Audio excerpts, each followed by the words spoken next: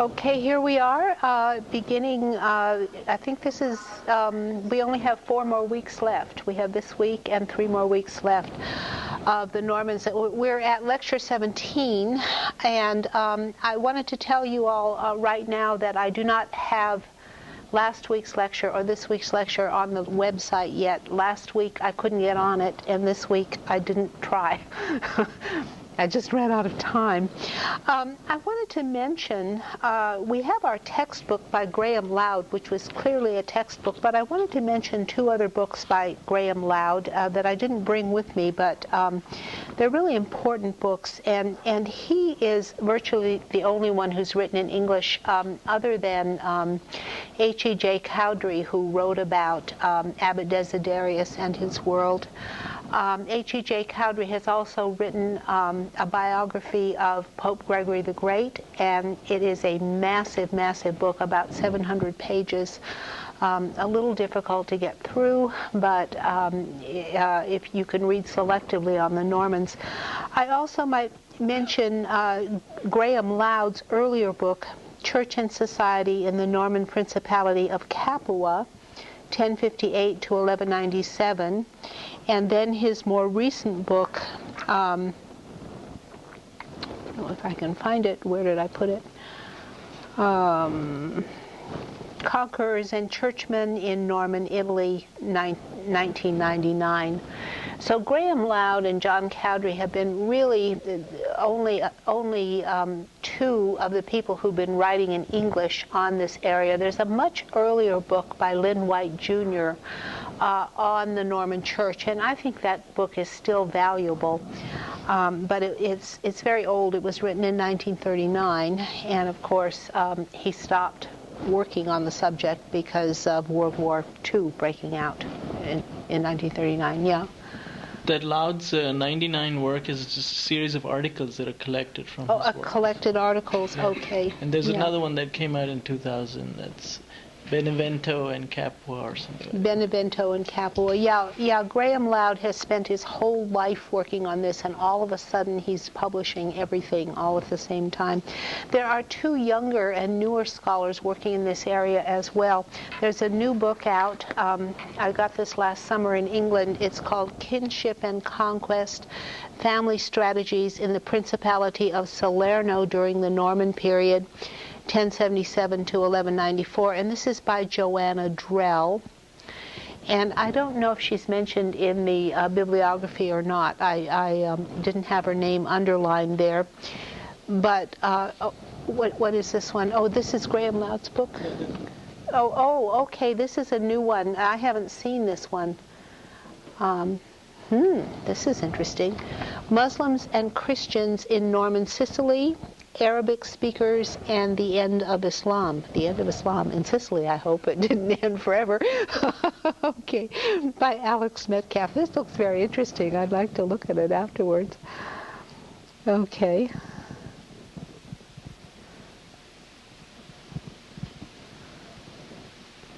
Okay. Of particular importance was the formative period of Norman control, 1061 to 1194.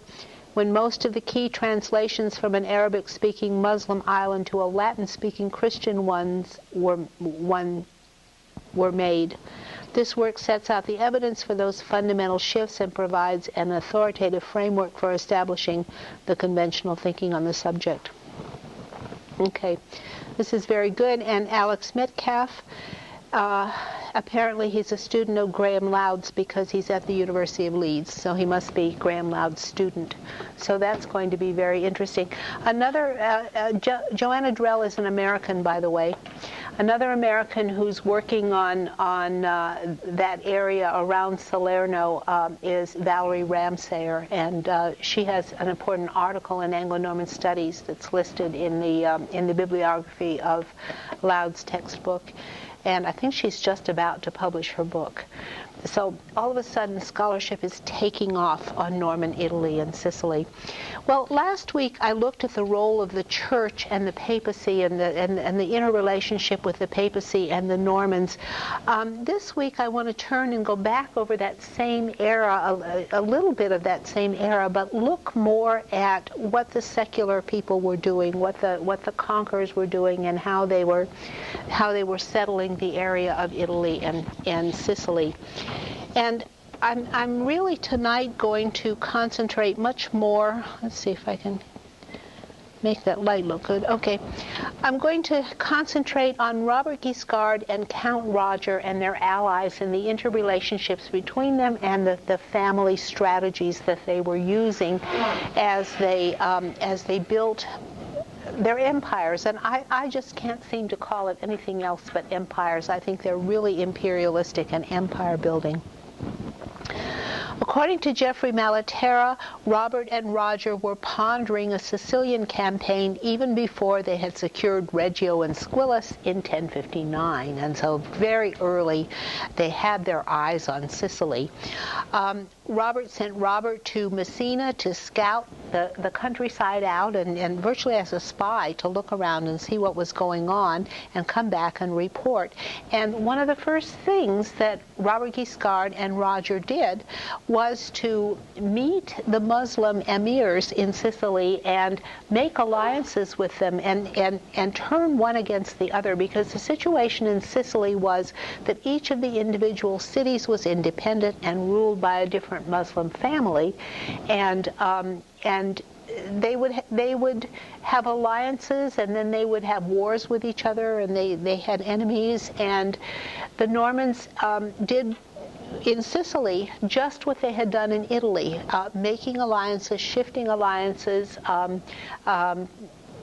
changing from one side to another and allying with anyone who could help them advance their cause. So in 1061, Roger met the emir of Syracuse and Catania, Ibn Timna in Calabria. And Ibn Timna saw Roger's aid against Ibn Hawes of Castrogiovanni and Agrigento. So it was divide and conquer here, and there were alliances between them. Ibn Timna guided Roger as he reconnoitered Messina, and then Roger prepared for the invasion. And I have a better map this week. I've been working on this map. I think I've got most of the places identified. I see that I don't have Castrogiovanni on here, okay? But I've got many more places on the map so that we can look at the places that are here. And of course, if you can see, here is Reggio, where they're based, and here is Messina going just across the channel to sort of reconnoiter. And if you recall, if you're standing on the shore at Reggio, you can see Sicily across the way, so you know something is there, and it's filled with cities, and it's very rich and wealthy. Guiscard arrived with reinforcements, and a Muslim fleet stopped the Norman fleet from crossing, but Robert remained behind with the army as a decoy. Again, one of these tricks that remind you of some of the tricks the Vikings would play. It's better to win by a trick than to win or win by your wits than to win by brute force. So Robert remained behind with the army as a decoy, and Roger crossed the straits to surprise and capture an undefended Messina. The Muslim fleet then retreated to Palermo, and at that point Robert crossed to Messina with his fleet. Robert and Roger campaigned in Sicily the entire summer, but they were unable to increase their holdings. Sicily is very mountainous and very rugged. It's just like southern Italy, very mountainous, rugged, hard to get around. The mountains go straight up and the valleys are very steep, and it's quite hard to get around there. And so you can see why it would be a very difficult place to campaign. In December, they raided Agrigento, which is on the south coast of the island, so they were ranging all over the island. In the city of Troina, Roger was welcomed by the Greek Christians. Shortly thereafter, Roger crossed to Mileto, his Calabrian capital, and there he married Judith.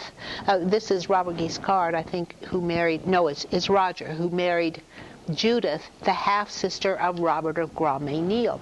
Now, we've run across Robert of Grandmesnil before. If you recall, he was the guy who had been the abbot of Saint-Evroul, and Lanfranc had, in his reforming of the Norman Church, had deposed Robert of Grandmesnil and had put in place one of his own monks of Bec to be abbot of Saint-Evroul. And so it was actually the abbot of Lessay, which was a daughter house of Bec.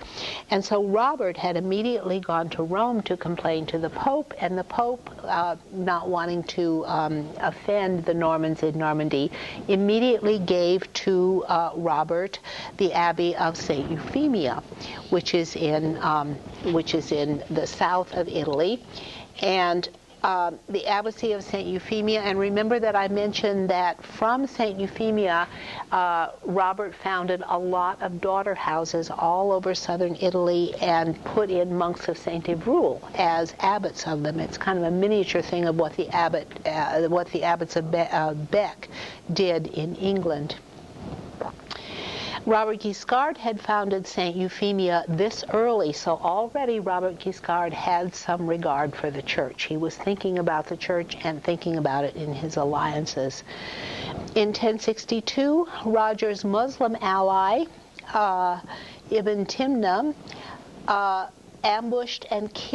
ambushed and killed, and so the Normans retreated to Messina and abandoned Troina.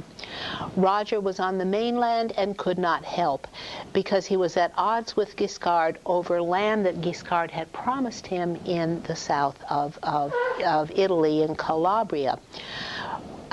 They settled their differences, and Roger returned to Sicily in midsummer to reclaim Troina peacefully, but he then alienated the local Greeks who rebelled, and Roger and Judith were besieged for 4 months in the city of Troina. In 1063, Ibn Hawas received reinforcements from Africa, but the Muslims were foiled at Sarami by Roger's nephew Serlo. The Muslims retreated, and Roger pursued them. And here is, I don't have Castro Giovanni on here, I'm sorry I didn't put that on, but here is Sarami, where the battle was fought, and Troina is just below it here. And so you can see they're just conquering this way a little bit of the area. Agrigento, however, is way over on the coast here, so they're ranging very widely. And speaking of the Norman churches, this is another church that is in Ravello, and it's quite typical of the kind of Norman churches that are being built at this time. And remember that I told you I was so amazed when I went to Italy to see, and the same was true of Sicily, that on every hill there was a castle, and in every town there were a number of Norman churches. This one was in Ravello, and it has a very plain exterior. It quite reminds me of St. Angelo in Formis, which I showed you last time, and I implied that St. Angelo in Formis was the kind of basic pattern church that everybody copied in the Norman churches. It has a very plain exterior. It has 3 doors on the west front opening to it. Here are some columns. This church has been altered very much. The columns, obviously, there were a lot more than there were before, and I couldn't get inside. I was very unhappy that I couldn't get inside. But here is a picture of it from the side, and you can see the bell tower, which isn't very high, but this is extremely curious, and it's a round tower over the crossing. And this is something that's very unusual. You don't see it very much anywhere in this area. But remember, I showed you a church in Ravello last week that also had a round tower over the crossing. So it's something the Normans are doing, at least in this area on the Amalfi Coast, that is quite different. And across the street from that church, there is what appears to me to be the original doorway to the church, or a doorway to the cloister, and guarding it, lo and behold, are 2 lions. Here is the lion on the right, and it's a female lion, and then the door frame is behind her, and here's the lion on the left, a male lion. And this is something I've been noticing about all of these pictures. These obviously are taken out of the church, and here is the doorway that may have originally been at the church. The doorway has some interesting angels on it, and I might want to zoom in on that angel. It's not the one up there that has the face, it's this one right here that is so interesting. If I can get it, I'm not sure I can. It's kind of hard to see. And this would have been Baroque. This looks like it's Norman. Okay, there we've got that. Okay, it's a very classical angel is one thing I wanted to point out to you, along with these columns, which are very classical as well. I have another angel, the one on the other side, that I want to show you, and it's a little better picture. Here's the angel on the other side. Oops, sorry. Okay, ignore this one, that's Baroque. There, you can see that one a lot better. And this is quite a Romanesque angel. It's very nicely Romanesque. And so it's quite an interesting one, I think, that shows the form of Norman art that's being taken. Yeah. I'm not sure about the angels, but the columns could have been looted from an existing Greco-Roman church and carried over and used in that one. They definitely could. In fact, the capitals are quite classical on those columns. Let me zoom out and we'll look at that column there. It looks like a classical column. You're absolutely right. And so they could have been looted. And so we've got double looting going on. Apparently this is taken from somewhere and put on this modern building, this doorway and these columns. Let me show you a little bit of the carvings up on the door frame. Oh, what do you see there? Can you identify what that is? We've got the lion. It's a story. What is it? Anybody recognize the story?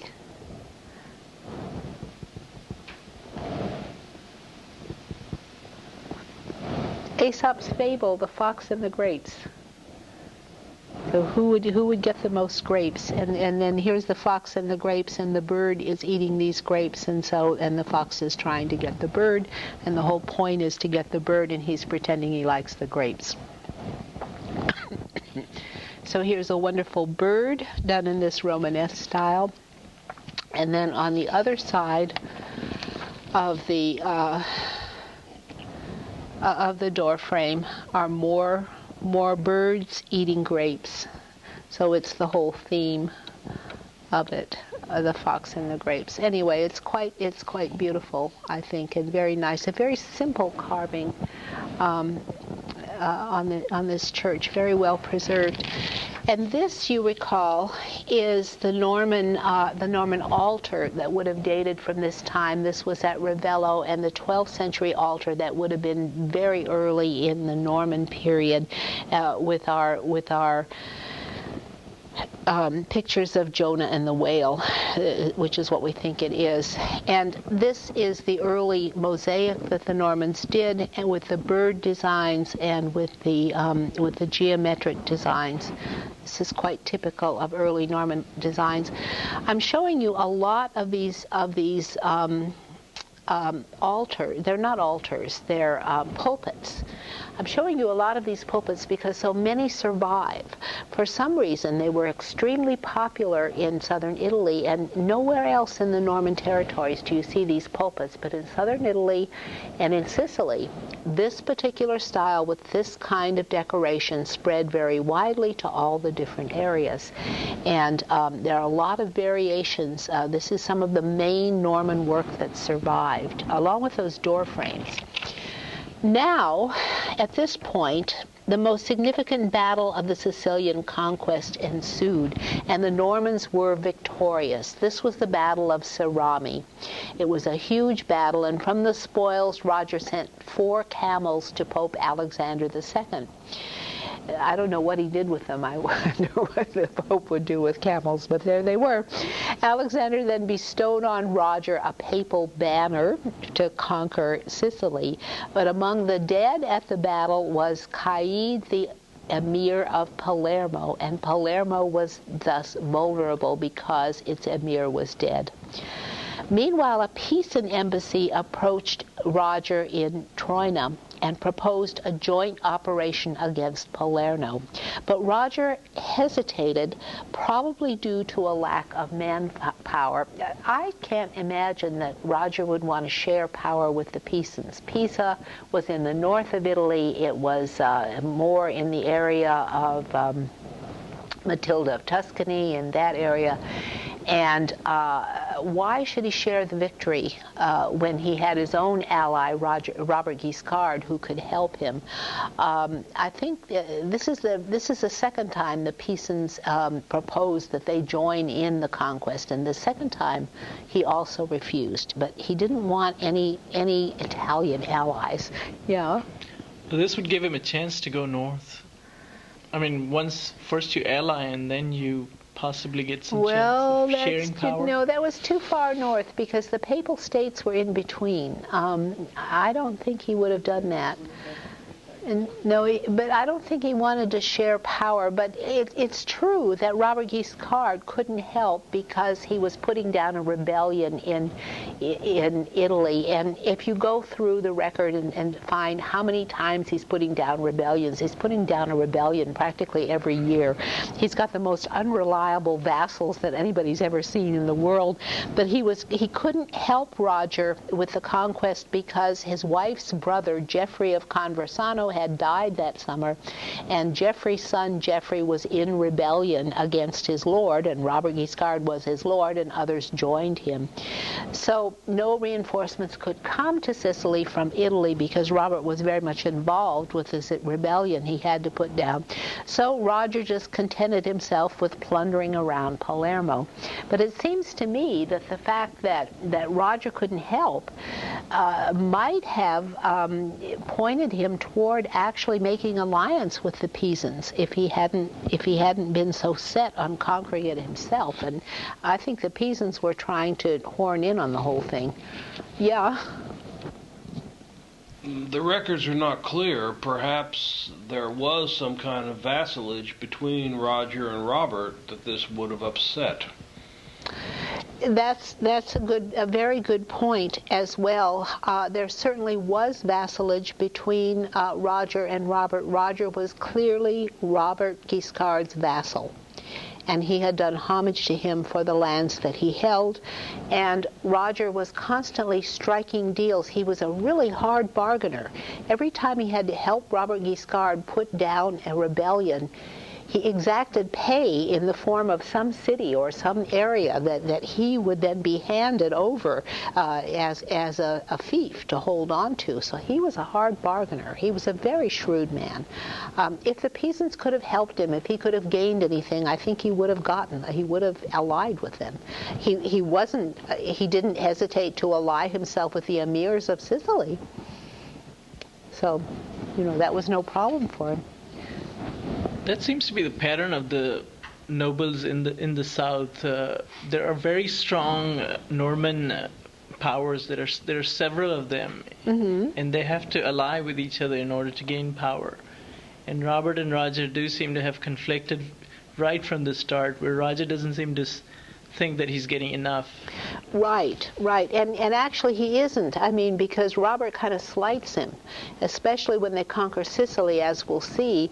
Robert didn't want to hand it over to Roger. I mean, he wanted it all for himself. He really had imperial ambitions, and he regarded Roger as his vassal, holding Sicily in Robert's name. And isn't that what the Pope set up for him anyway? I mean, that was really the pattern that the Pope set up. So anyway, Roger just plundered around Palermo, and here again is the island of Sicily, as you can see it from the shore across the Straits of Messina.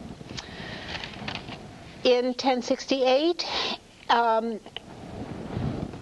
Roger ran into a large African force at Misselmeri under the command of Ayyub, son of the Caliph Temin, and the Normans prevailed in that great battle. Among the spoils were, interestingly, carrier pigeons, and they were carrier pigeons from the city of Palermo, so that Roger played a Viking joke on the Palermans by putting messages in the carrier pigeons and sending them to Palermo with the message that he had conquered their emir and defeated him.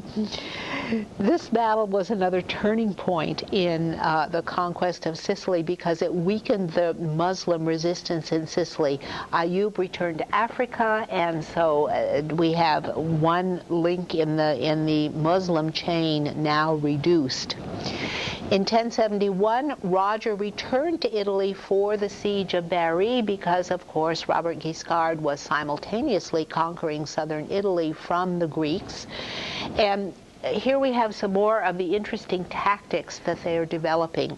Guiscard had built a floating barrier of ships. What he did was build a chain of ships across the harbor and hooked it to jetties on either side so that he blockaded the harbor with ships.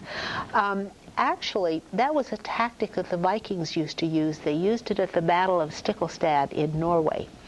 But the ships that they were using, and I wish I'd had time to find a picture of the ships, but when the Normans went to southern Italy, they apparently did not bring with them their knowledge of constructing Viking ships. Instead, the kinds of ships they were using were Greek Mediterranean type ships, the Byzantine type ships. So they learned shipbuilding and naval tactics all over again, but clearly Robert learned them very well, and so he had some interesting tactics.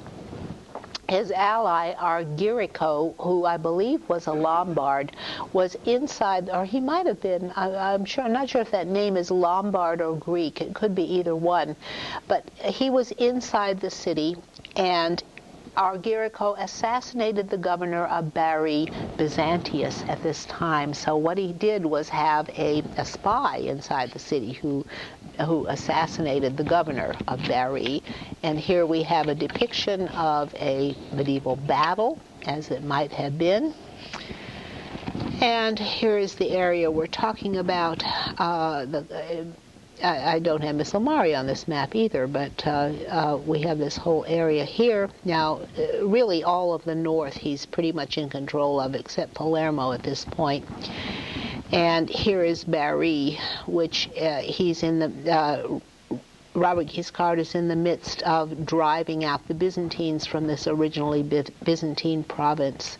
By the way, this is Loratello. We mentioned Robert of Loratello, who we'll mention later. It's way in the north. And this is Civitate. Somebody asked me last week where it is. The Civitate is the battle, the great battle that we talked about, and it's right up here in the northern part, almost in the papal lands. So that's why it's very important. That's where the Pope was defeated. That's where the Pope was defeated, yeah, right over here in Civitate. And so the Normans they're colonizing this area. They're starting down here and they're colonizing, aiming toward the Papal States. And of course here is Monte Cassino, so you can see why Abbot Desiderius is constantly acting as a go-between between the popes and the Normans, because geographically there he is, situated on the border of either one, of both of them. Well, Guiscard had also survived a similar assassination attempt in the Norman camp when somebody sneaked in and tried to kill him. So we've got assassination and murder going on at this time. Meanwhile, an imperial fleet arrived from Durazzo under the command of the Norman Jocelyn of Corinth. Jocelyn was a Norman in the service of the Byzantines, so not only were the Normans settling in southern Italy, but they also were going to Byzantium, and there were several of them actually who make their careers in Byzantium. Roger intercepted the flagship and took Jocelyn prisoner, and Berry capitulated shortly thereafter once they had lost their fleet. The citizens were allowed to keep their property, and they were allowed to have for their governor Argirico, the assassin who had killed the governor, the previous governor. Simultaneously, Brindisi accepted Norman rule, and this double victory ended Byzantine power in Italy. Now the brothers turned back to Sicily, and Roger returned to Sicily, and Guiscard gathered a fleet at Otranto. Roger secured control of Catania, and Guiscard joined Roger there and prepared a navy to be used against Malta. Not only were they trying to conquer all of Sicily, they had ambitions for Malta as a stepping stone to North Africa this early in the conquest. But instead, the fleet sailed against Palermo. The Norman forces besieged Palermo by land and sea for 5 months, and in 1072, in January, the city fell. The citizens swore on the Koran to pay tribute and do homage in exchange for permission to retain their law. And this seems to be clearly they wanted to retain the Muslim law of the Koran, and in return they were willing to pay tribute, which they were used to doing, but the ceremony of homage and becoming a vassal was something new to them, and so immediately the Normans were trying to Normanize the area and Europeanize it. Roger and Guiscard oversaw the reconstruction of the former Church of St. Mary, which had been changed to a mosque, and they reinstated the Greek archbishop. One of the very interesting things about the Norman conquest of Sicily, again returning to the idea of the church, when the Normans settled the church in Sicily, they set up a program that was very different from anywhere else, anywhere in Europe. What they did was to put in Greek bishops and archbishops over all the territories of Sicily, over all the cities. A city is supposed to have a bishop, a major city has an archbishop. Well, they put Greeks in, not Latin archbishops from Italy. And so this, eventually, they had Greek ones in all the archiepiscopal sees. Likewise, most of the monks in Sicily remained Greek instead of Western. Actually, Roger did try to import some monks, but he failed to do that, to settle them.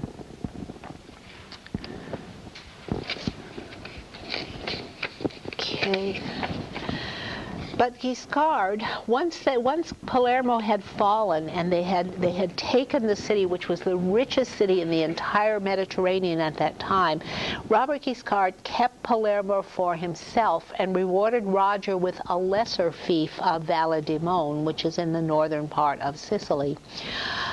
He then granted the unconquered southern half of the island to his nephew Serlo and to Eriscot of Pozzuoli.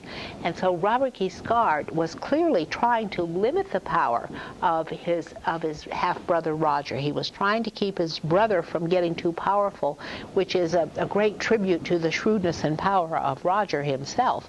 But divide and conquer, Guiscard was trying to keep control. At this point, Guiscard returned to the mainland to another rebellion by his nephews Abelard and Herman and other vassals, and it's possible that Pope Alexander II orchestrated this rebellion because of his dedication of Monte Cassino in 1071, just at this time. It might have been a papal effort to counter Guiscard's power in southern Italy that increased under Pope Gregory VII, who was elected in 1073. Gregory himself at first worked with Guiscard, but he really swung back and forth. He worked with Guiscard a little bit at first, and then he was really turned off by Guiscard, and then he tried to weaken Guiscard's power and find some allies against him. He continually tried to undermine him. Here are some of the bishops of, here is a bishop, and these are some lesser churchmen. from the time period. And this is Monte Cassino. Remember I told you that Monte Cassino no longer exists. It was bombed to smithereens in World War II. Yeah. They have rebuilt it. Well, but it's not the same. I mean, it's modern. It's even if it looks old, it's not the same. Even if they've rebuilt it. The Abbey was rebuilt. Yeah, but it, Architecture gone, yes, but the Abbey was rebuilt and it is still in use. yes, but the medieval abbey is now gone, and it was a magnificent, magnificent art treasure, and it was filled with art treasures of all kind. It was a great tragedy and loss for Monte Cassino to be bombed. Here it is in a drawing, sitting on the top of a hill, as everything sits on the top of a hill in Italy because it's nothing but hills and mountains. And so here is the great abbey complex, and you can see how large it is. It's really quite large. A quite massive amount of buildings. I found these pictures in a book from 1909 that still had some remnants of Monte Cassino. Here is a courtyard. So you can. It's a drawing of a courtyard that would have been part of that great complex. And this is the great church, which was modified to a great extent. This looks quite Baroque to me, the basilica, which would have been the interior. The interior would have been built according to the original plan of the early medieval church, but this looks quite Baroque to me.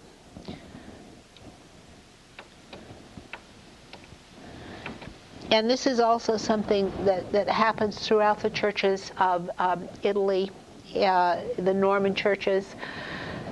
The Norman churches are there as a shell, and they've been modernized in the 17th century and become very Baroque on the inside, and then modern people have modernized them again, ripped out all the Baroque stuff and painted, whitewashed everything.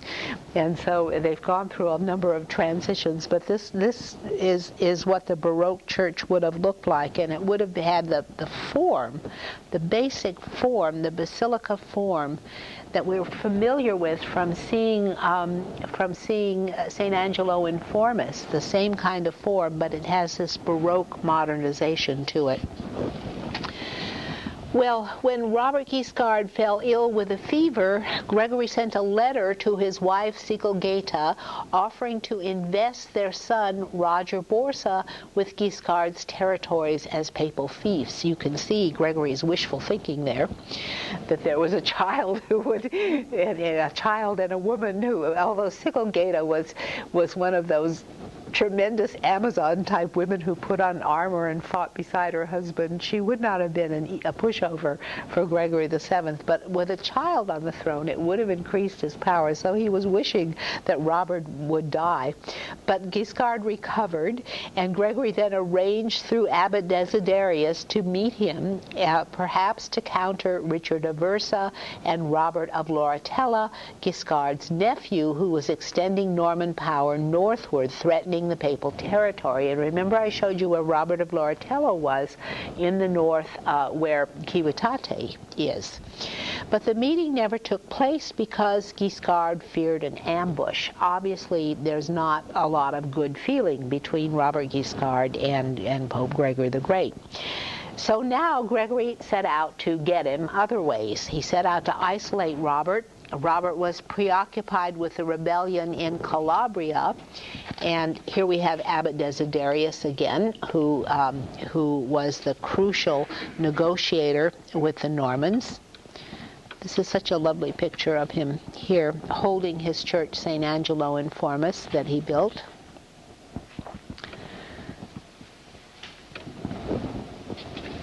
And here we have, I wanted to show you where Robert of Loretella is, right up here, just on the very brink of the papal territories in the north. And so that he's trying to, what Gregory is trying to do is divide and conquer, isolate the Normans in the south from these Normans in the middle here, and try to keep them separated so they won't unify. In 1073, Gregory accepted homage from Richard of Aversa and Capua in Capua, plus Richard's promise to desist from encroachment on papal lands. Gisulf II of Salerno added his name to the list of papal allies, which included Beatrice and Matilda of Tuscany, who joined the alliance. In 1074, Gregory asked William, Count of Burgundy, to assist, plus Raymond of St. Giles, Richard of Capua and Aversa, and Amatus of Savoy. And let's kind of identify some of these people. The Count of Burgundy, and I'm sorry I didn't put a map. I don't think I put a map in here at this point. I did. Good. Okay, let's identify some of these people. Gregory asked all these allies to subdue first Guiscard and then the Greeks against the Seljuk Turks in Anatolia. Okay, Raymond of St. Giles was from southern France in this area of Toulouse. Here is Burgundy, and Savoy is right up in here. So he's drawing on allies in southern France, hoping to turn them against the Normans in this area.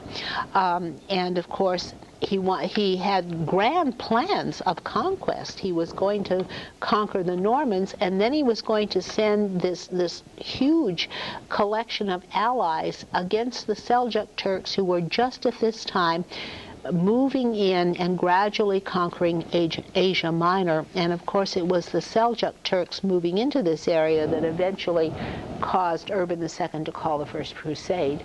Yeah. Is that what your map says, that's Burgundy? That looks more like Provence to me. I thought Burgundy was further north. Okay, that's an excellent question. There are two Burgundies. There's the Kingdom of Burgundy and the County of Burgundy. And I forget which is which. But this is Provence, but it was called Burgundy in the Middle Ages. If you want me to zoom in on that map, you can see it's... The county is above Geneva. Yeah, I think the county is above Geneva. You see, it's labeled Burgundy. That was the name of it in the Middle Ages. Today it's Provence. Provence was united with the kingdom. And the ancient name of that area was Provence. It was the Roman province of Provence. But it was called Burgundy in the Middle Ages. It was I believe this was the Kingdom of Burgundy. And it was very important because all the reform monastics were coming out of that area with Cluny. So, and the reformers had come out of that area, and it's a natural place that supports the papacy because of the monastic reform in that area. Okay, that was a good question though, because there are two areas called Burgundy. It's very confusing. Now, Gregory held his Lenten Synod in Rome in 1074, and it was attended by Beatrice, Matilda, and Gisulf of Salerno. Gregory excommunicated Robert Guiscard and called for a June campaign against him. So Gregory was launching a huge drive against Robert Guiscard. The Allied forces gathered at Montesimino near Viterbo, but a falling out between Gisulf and the Tuscan troops led to disbanding the army. So it didn't work. In 1076, Guiscard received an embassy from King Henry IV of Germany, and he wasn't actually emperor at this time, but Henry wanted Guiscard's support against Gregory and offered imperial recognition of Guiscard's lands in exchange for an oath of vassalage. So this would have been the other option that Robert Guiscard would have had. He was already a vassal of the Pope in name only, but Gregory was repudiating him, so the other option would be that he could become a vassal of the emperor. And would Robert go for that or not? My guess is not. Well, here we have some Norman warriors, this Norman army that everybody wants so much and wants to defeat. Gregory, denounced by the German bishops at the Diet of Worms, began to reach out to the Normans again. Now he wrote to the Bishop of Acerenza, hinting that he was ready to lift the excommunication if Guiscard were willing to become an obedient servant of the Church. But spurning both king and pope, Guiscard turned to Richard of Capua, and Desiderius at that point brokered a peace between them. In 1076, Guiscard laid siege to Salerno with Greek and Muslim forces from Sicily in his army, allied with Richard of Capua and Aversa, and against Gisulf, of course, was a Lombard who was ruling in Salerno, and so now he got his own allies with his own imperial ambitions to defeat the papal allies. Gisulf was an ally of Gregory, and here, to get our bearings, we now are seeing Salerno besieged with Robert Guiscard moving up from Apulia towards Salerno, allies of Aversa and Capua and Benevento turning against Salerno here. Guiscard was willing to negotiate a settlement, encouraged by Gregory, Desiderius, and Sicilgata, who was Guiscard's wife, you remember, and she was also Gisulf's sister. So he was besieging his own brother-in-law, who had been allied with the Pope, but Gisulf refused a negotiated settlement. The siege wore on, and the famine grew serious with the siege, and of course this is typical of medieval warfare, to blockade the city and try to starve them out. Guiscard then, meanwhile, while the siege of Salerno was going on, Guiscard sent troops to take Amalfi. At their request, the Amalfitanos asked the Normans to come and save them.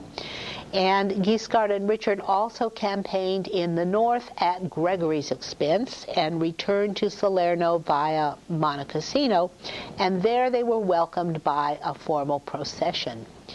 Guiscard was victorious in the siege of Salerno, but during the siege he was seriously injured by a thrown rock, and he recovered, but he made Gisulf swear never to seek power in Salerno again, and in fact Richard took him into custody and put him under arrest and delivered him to Gregory VII in Rome. Okay. In May 1077, Richard began the siege of Naples, and Guiscard played an auxiliary role, providing a fleet. In November, the news of the death of Landulf VI of Benevento reached Guiscard, and he removed the navy and began a siege of Benevento, which had been under papal protection since the time of Leo IX. And so what is happening here is he is bringing together all the Normans of this northern area into a coalition that is slowly driving out the Lombards. Yeah. Does he have a certain amount of Muslim allies too at this time? I'm not sure if he has Muslim allies. The sources don't tell us, but the sources tell us that his troops are Muslim. But they're mercenaries paid? Yes, he is drawing on troops, and this happens quite a lot. Guiscard starts using, as soon as he conquers Sicily, he assembles an army of Greek and Muslim mercenaries. But they won't fight together, of course, because they're different religions, and so they keep the contingents separate.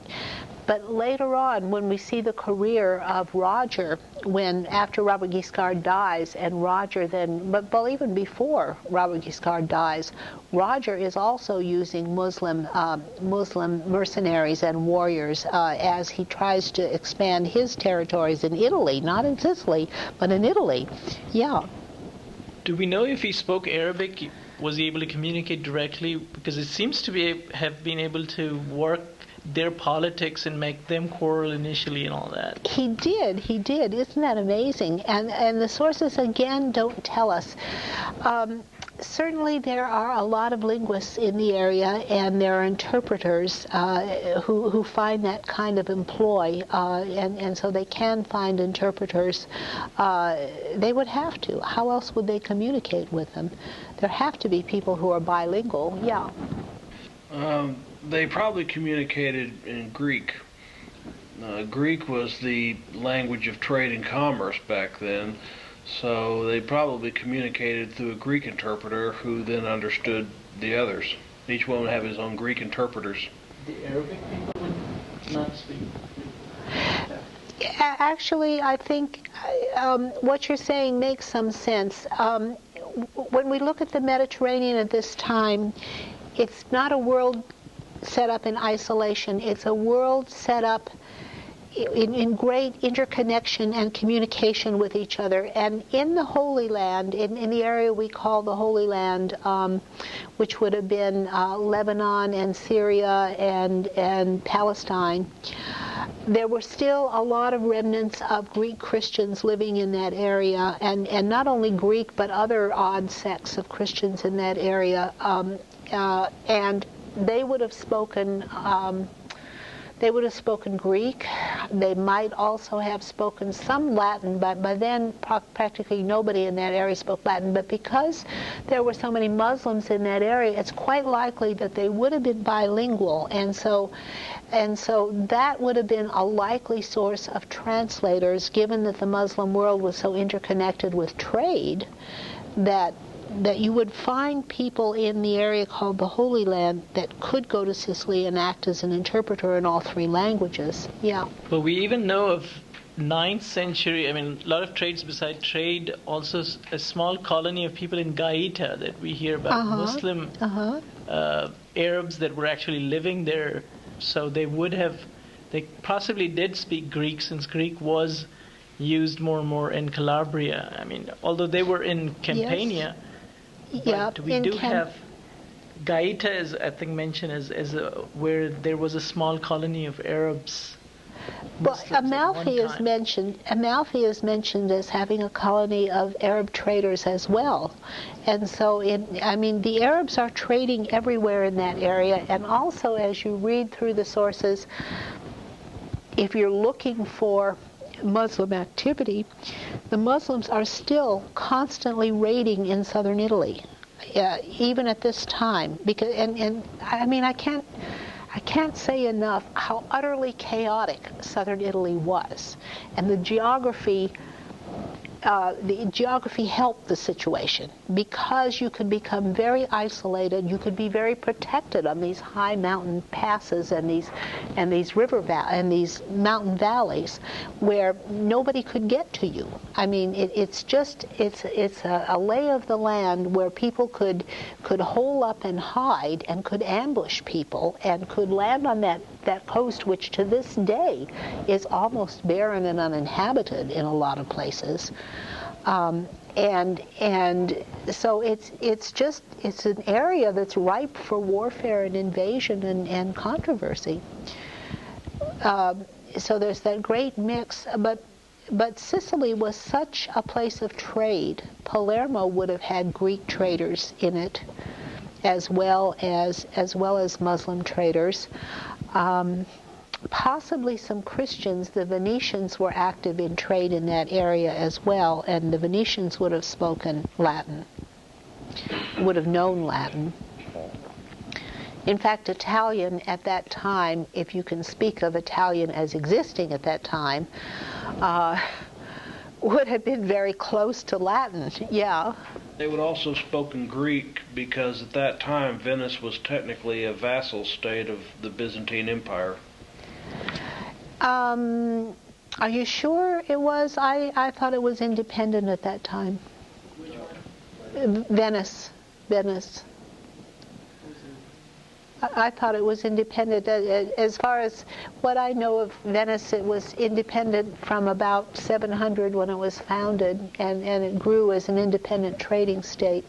It doesn't become important until the latter part. You want to press your mic? It doesn't become important until the latter part of the period we're studying, it seems like. Well, Venice doesn't become important until the Crusades. The Crusades make it, the Venetians really make hay in the Crusades. They build their merchant empire as a result of trade with the Holy Land and that entire area. So the Venetians are very shrewd merchants, and able to take advantage of the situation. Did you have another comment? Sorry. But on the question of interpreters, Sicily is a hotbed of multilingual forces, if I want to put it that way, because you have so many languages there, and people have to know a lot of different languages just to live in the same place with them. Yeah. And while before the Normans came and occupied Sicily, it was Muslim, and there had been conversions. Yes. So those who converted would originally have been Greek, possibly. Let me think. Okay. Yes, they would have been Greek. If you, Sicily was very Greek. There was a lot of Greek settlement in the area. There was Carthaginian settlement way back in the beginning of the Roman Empire, and there was a lot of Roman influence there, a lot of Roman settlement there. In the Middle Ages, it was just kind of cut loose. In fact, I've been to Sicily 3 times now, and the first time I went to Sicily was in I think it was 1978, and that was before the Italian government launched its great crusade to to modernize southern Italy and Sicily and bring prosperity to it. The first time I went there, it was all just dirt poor, and when I crossed the Straits of Messina, I felt like I was in Africa. It was such a different world. It was really different. I mean, now it's more Italianized. The linguistic situation, again, it's more apparent in Sicily, and people tend to pay more attention to it in Sicily with the 3 major different languages. But because there were so many different peoples who settled in Italy at the time, there was nothing resembling a national Italian language. And in fact, Valerie Ramsayer and I have talked about this quite a bit. She lived there for 5 years, and she said that in all the local areas there are dozens of local dialects, and they don't even follow Latin grammar. I mean, some of them go back to pre-Latin times and pre-Greek times, and the dialects are so strange and so weird. In one little tiny town and the next little tiny town, people sometimes can't understand each other. I mean, there's a huge linguistic variation in southern Italy. I think in northern Italy, because of the Italian Renaissance, it's much different. But southern Italy still retains that medieval character, and that's how it was in the Middle Ages. Yeah. It's also curious about the Lombards. How do they transition from their Germanic to an Italic-based language, or do they? You know, I'm not sure. There are 2 books on early Italy. One is on Italy before the Normans. It's called Italy Before the Normans. And then there's another one on early Italy that includes part of the Normans. I'll try to bring those next week so you can look at them. The Lombards, of course, had to learn Italian. I learned whatever dialect was common in the area. But remember that that the Lombards in the south quickly differentiated themselves from the Lombards in the north. They spoke a different language, and they regarded themselves as almost a different branch of peoples from the Lombards in the north. And the Lombards in the north would have been in Tuscany and that area of the north. Yeah. Laud in his book speaks about in the 10th century, particularly 9th and 10th centuries, because of Muslim attacks in the coastal areas, a lot of Greeks moving northwards in Calabria. Yeah. So he talks about demographic shifts that push a lot of Greek communities into the Lombard communities. Yeah. That's right, but the Greek communities have been there from time immemorial. Anyway, they've been there since the time of the Greek colonies in 800 BC, and so yeah, Magna Graecia, and so that's where they are, and it's an area ripe for people to make a career, as Robert Guiscard did, as we know. Well, let's get a little bit farther before we take our break. Okay, this, why did I put this picture here for? This is for Gregory.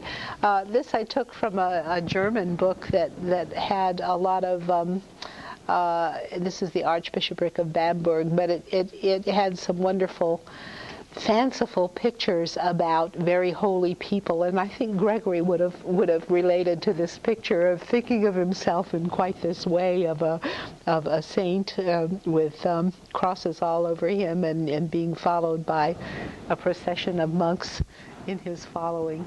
I just thought it just made me think of Gregory.